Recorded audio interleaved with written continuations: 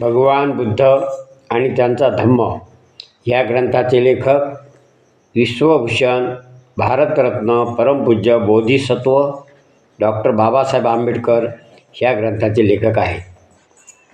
भगवान बुद्ध आणि त्यांचा धम्म या ग्रंथातील तृतीय खंड चालू असून या तृतीय खंडातील भाग 5 आपण पाहत आहोत. भाग 5 मधील चॅप्टर आहे 2 नंबर, जग हे धम्मराज्य बनविणे. त्यातलाच ब भाग आहे यातला. तर धर्म हा तेव्हाच सद्धम्म असतो जेव्हा तो सर्वांना ज्ञानाचा मार्ग मोकळा करतो. तर आपण त्या अगोदर समर्पण घेऊया.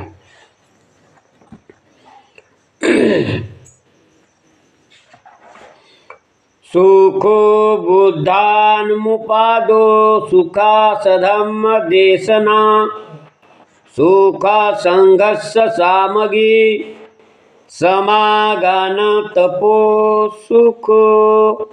सुखद बुद्धाचा जन्म, सुखकर सद्धम्म उपदेश, सुखकर संघ एकता, सुखद समूह तपस्या. धम्मपद बुद्ध वगो 14:194.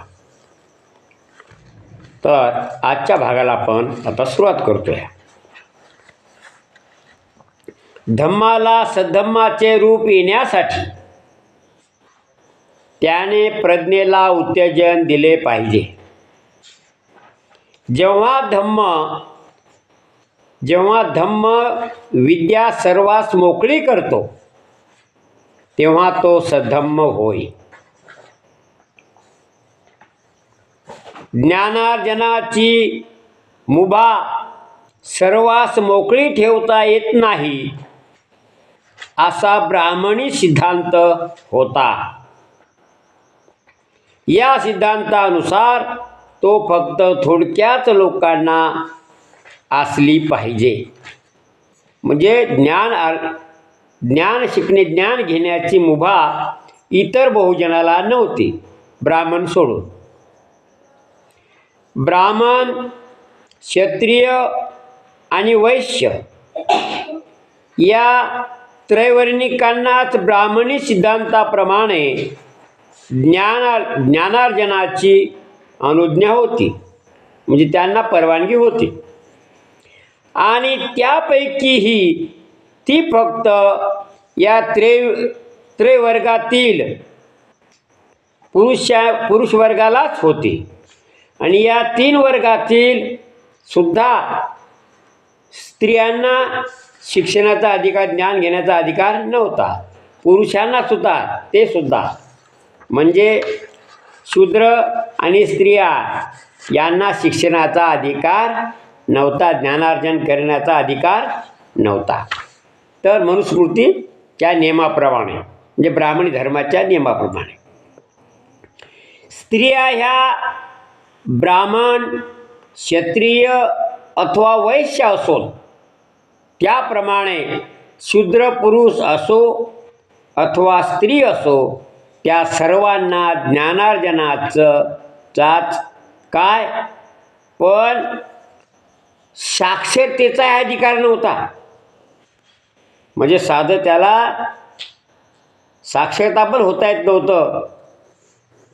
ब्राह्मणाच्या ह्या भयंकर सिद्धांताविरुद्ध भगवान बुद्धाने बंड उभारले.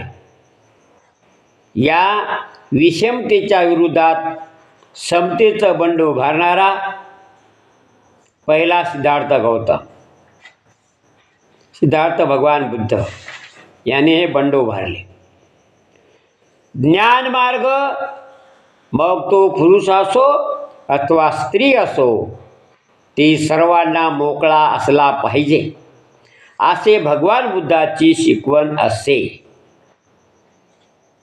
म्हणजे समतेचा मार्ग थोडक्यात सांगायचं म्हणजे, नाही का. पुष्कळ ब्राह्मणांनी त्यांच्या मताला विरोध केला. तथागत भगवान बुद्धाच्या मताला पुष्कळ ब्राह्मणांनी विरोध केला. लोहीच्या ब्राह्मणाबरोबर झालेला त्यांचा वादविवाद त्यांच्या या मतावर चांगला प्रकाश टाकतो. एकदा कोसल जनपदातून आपल्या संघातील अनेक भिक्षूसह परिभ्रमण करीत असता तथागत शालवाटिका या नावाच्या शालवृक्ष रांगांनी परिवेष्टित अशा एका खेडेगावी आले. यावेळी शालवाटिकेत लोहीच्या नावाचा एक ब्राह्मण राहत असे. ही शालवाटिका चांगली गजबजलेली, कुरणे, झाडी आणि धनधान्याने भरलेला प्रदेश होता. म्हणजे सुख समृद्ध तो भाग होता. हा प्रदेश कोसलचा राजा प्रसेनजित याने त्या ब्राह्मणाला सर्व अधिकारासहित दान केलेला होता. म्हणजे तेवढ्या भागाचा तो ब्राह्मणच राजा ते जे न्याय करील, तो जे अधिकार देईल ते सर्व काही त्या राजानं त्या ब्राह्मणाला दिलं. ब्राह्मणाला सर्व अधिकारासहित दान केलेला होता. जर एखाद्या श्रमणाने किंवा ब्राह्मणाने ज्ञानार्जन केले तर त्याने ते ज्ञान स्त्री अथवा शूद्रांना देऊ नये असे त्या लोहीच्या ब्राह्मणाचे मत होते. तथागत शालवाटिकेत राहत आहेत हे लोहीच्या ब्राह्मणाला कळले.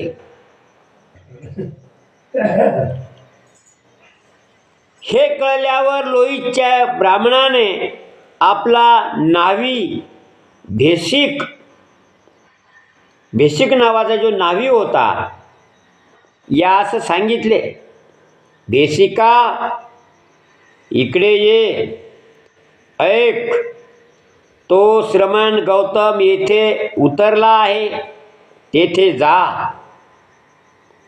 आणि नाव सांगून त्याला, म्हणजे माझं नाव सांगून त्याला विचार, तुझा आजार आता बरा आहे ना, तुझी प्रकृती स्वास्थ्य ठीक आहे ना, हे कुशल प्रश्न झाल्यावर त्याला सांग. कोणाला? तथागताला सांग. उद्या आपण आपल्या भिक्खू संघासह लोहीच्या ब्राह्मणाकडे भोजनास यावे. हा निरोप घेऊन तो भेसिका जा.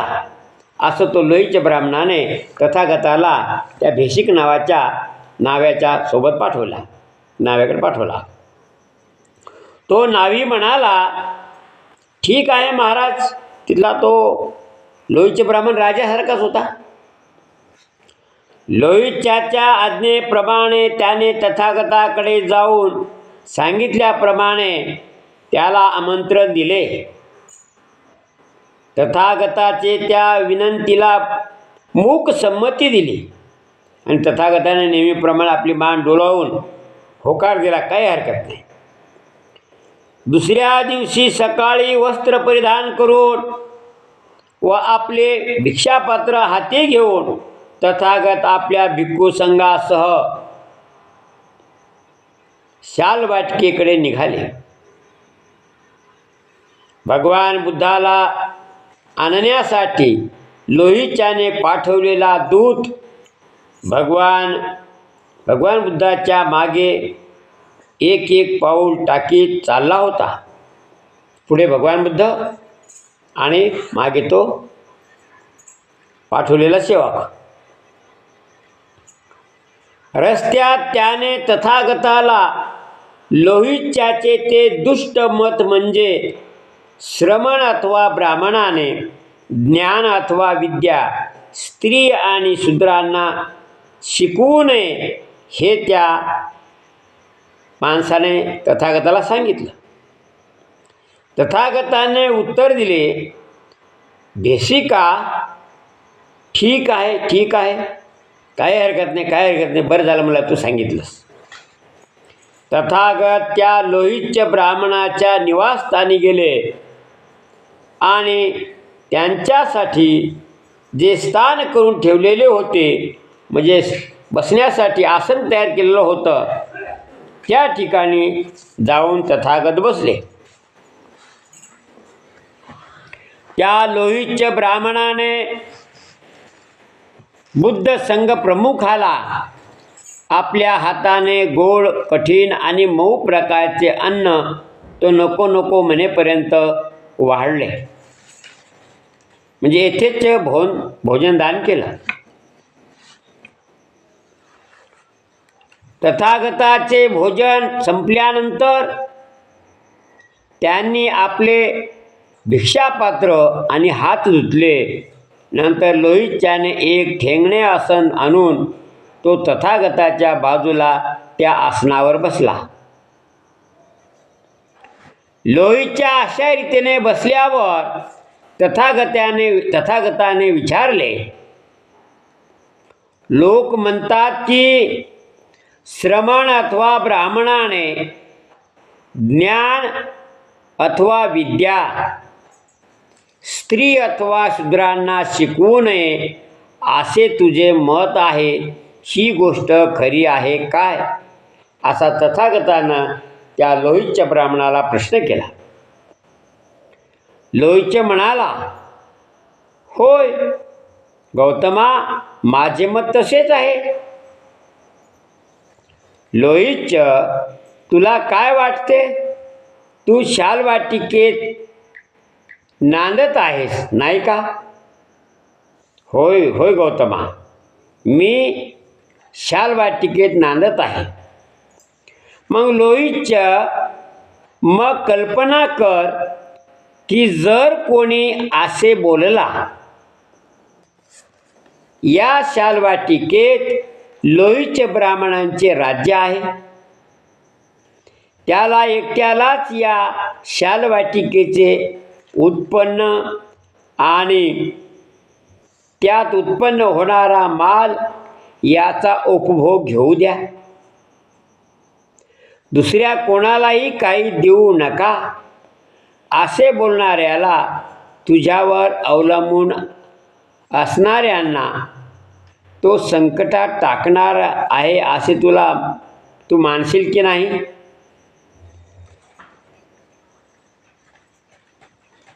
तो ब्राह्मण मला, अर्थात गौतमा, मी त्याला संकट निर्माताच समजेन. मग अशा संकट निर्मात्याला तू त्याचा हित करता मानशील काय? चांगला मानतील का लोक त्याला? लोहितच्याने उत्तर दिले, अर्थात नाही, नाही गौतमा, मी त्याला त्याचा हित करता मानणार नाही. अशा रीतीने त्यांच्या हिताची पर्वा न करणाऱ्या माणसाचे अंतःकरण प्रेमभावयुक्त आहे की वैरभावयुक्त आहे असे तू मानशील? मग तो ब्राह्मण म्हणतो, गौतमा, मी ते वैरभावयुक्त आहे असे मानेन. पण ज्यामुळे माणसाचे अंतःकरण वैरभावयुक्त होते, तो सिद्धांत तू चांगला का वाईट मानशील? तो म्हणते, ब्राह्मण म्हणतो, गौतमा, मी तो सिद्धांत वाईट आहे असेच मानेन. मग लोहित, मला सांग, कोसलचा प्रसेनजित राजा काशी आणि कोसल प्रांताचा अधिपती नाही काय? तो म्हणते, होय गौतमा, तो कोसल आणि काशीचा अधिपती आहे, राजा आहे. मग लोहित, कल्पना कर, कोणीतरी असे बोलला की कोसलचा प्रसेनजित राजा यांच्या छत्राखाली काशी आणि कोसल प्रांत आहेत, त्याला एकट्यालाच त्या काशी कोसलाचे उत्पन्न आणि तेथे उत्पन्न होणारा माल याचा उपभोग घेऊ द्या. दुसऱ्या कोणालाच काही देऊ नका, तर असे बोलणाऱ्या मनुष्याला तू जे इतर प्रसेनजिताचे अधिक आश्रित आहेत त्यांना एक संकटात टाकणारा मनुष्य म्हणून तू मानशील ना? त्यावर तो काय म्हणतो, ब्राह्मण काय म्हणतो, मानशील की नाही? होय गौतमा, मी त्याला संकटकर्ताच समजेन. मग अशा संकटकर्त्या माणसाला तो हितकर्ता मानशील काय? तो म्हणाला, नाही गौतमा, तो त्याचा हितकर्ता नव्हे. आणि जर तो त्याचा हितकर्ता नसेल तर त्याचे अंतःकरण लोकांसंबंधी प्रेमयुक्त आहे की वैरयुक्त आहे? मग तो ब्राह्मण म्हणतो, गौतमा, ते वैरयुक्त आहे. मग ज्या सिद्धांताने माणसाचे अंतःकरण वैरयुक्त होते तो सिद्धांत तुझ्या मते वाईट की चांगला? तो म्हणतो, गौतमा, तो सिद्धांत वाईट आहे. मग लोहितच्या, तू हे मान्य करतोस की जर तुला कोणी सांगू लागले की तू शालवाटिकेचा स्वामी असल्यामुळे तिच्या उत्पन्नाचा आणि मालाचा तू एकट्यानेच उपभोग घ्यावा, दुसऱ्या कोणालाही त्यातील काही देऊ नये, त्याप्रमाणे कोणी असे बोलू लागला की कोसलचा प्रसेनजित राजा काशी कोसलचा राजा असल्यामुळे त्याचे सर्व उत्पन्न त्याने एकट्यानेच भोगावे, दुसऱ्या कोणाला त्याने काही देऊ नये, तर तो तुझवर अवलंबून असणाऱ्या लोकांना आणि त्याप्रमाणे तुला आणि तुझ्यासारख्या राज्यांच्या आश्रितांना संकटात टाकणारा ठरेल. असे जे दुसऱ्यांना संकटात टाकतात त्यांच्या ठिकाणी प्रेमभावनेचा अभाव आणि वैरभावाचा प्रभाव दिसतो आणि अंतःकरणात वैरभावाचा प्रादुर्भाव करणारा सिद्धांत हा गैर आहे. तद्वत हे लोहितच्या, जो कोणी श्रमण अथवा ब्राह्मण विद्या आणि ज्ञान स्त्री पुरुषांना देऊ नये असे म्हणतो, त्यांचे ते मत वैरभावावर आधारल्यामुळे तो संकट निर्माता ठरतो. अशा प्रकारे जो कोणी स्त्री शूद्रांना ज्ञान आणि विद्या देऊ नये असे म्हणतो, तो दुसऱ्याच्या मार्गात अडचणी उभ्या करतो, तो त्याचा हितचिंतक ठरत नाही. अशा प्रकारे जो मनुष्य दुसऱ्याचे हित चिंतित नाही तो त्याचा शत्रू ठरतो. आणि जो सिद्धांत एकाला दुसऱ्याचा शत्रू बनवितो तो सिद्धांत गैर आहे. अशा प्रकारे तथागतानं या ब्राह्मणाला, लोहितच्या ब्राह्मणाला त्याच्या तोंड वधून समता आणि विषमता याचं स्पष्टीकरण दिलेलं आहे.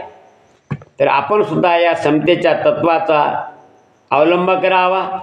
तथागताचं तत्त्वज्ञान अखिल मानवाच्या हिताचा मार्ग आहे.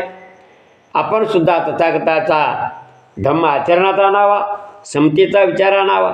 एका माणसानं दुसऱ्या माणसासारखं वागणं हा भगवान बुद्धाचा धम्माचा केंद्रबिंदू आहे. तर असो, सर्वांचं मंगल हो, सर्वांचं मंगल हो. तेरा मंगल मेरा मंगल सबका मंगल होए रे. जन जन मंगल, जन जन मंगल, जन जन मंगल होए रे. बुद्धं नमामि, धम्मं नमामि, संघं नमामि.